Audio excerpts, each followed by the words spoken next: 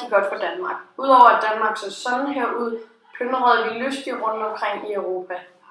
Udover vikingerne plyndrede og voldtog, var kamp også en stor del af hverdagen.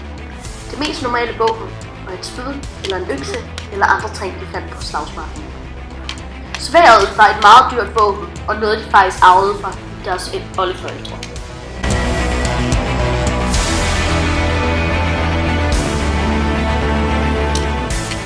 Vent. Kvinderne slås jo ikke. Hvad? Det var jo kun mændene, der gjorde det. Kvinderne lavede alt det huslige arbejde, som at vaske tøj, passe børn, lave mad og alt det andet, man skal gøre, når man bor hjemme.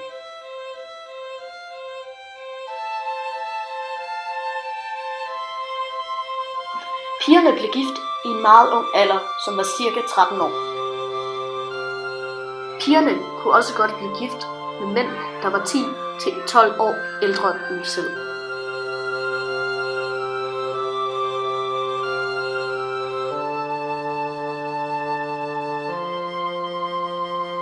Som barn skulle man lære de ting, som man ville få ansvar for som voksen.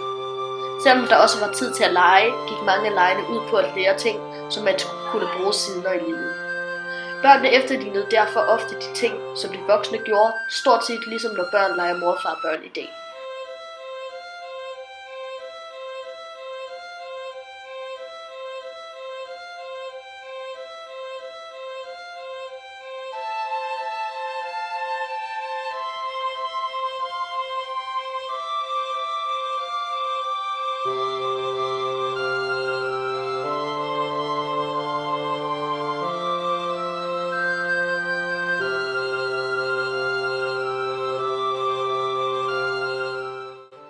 Vikingerne spiste kød, fisk, korn og mælkeprodukter.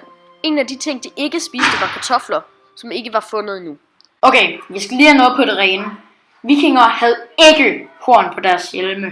Misforståelsen spredte sig til Tyskland, hvor designeren Karl Döbler stod for kostymerne til Wagners operacyklus Nibelungens Ring.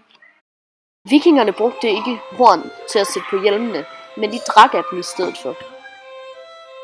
Det er dog meget vigtigt, at du vender hornet nedad, ellers kan det her ske.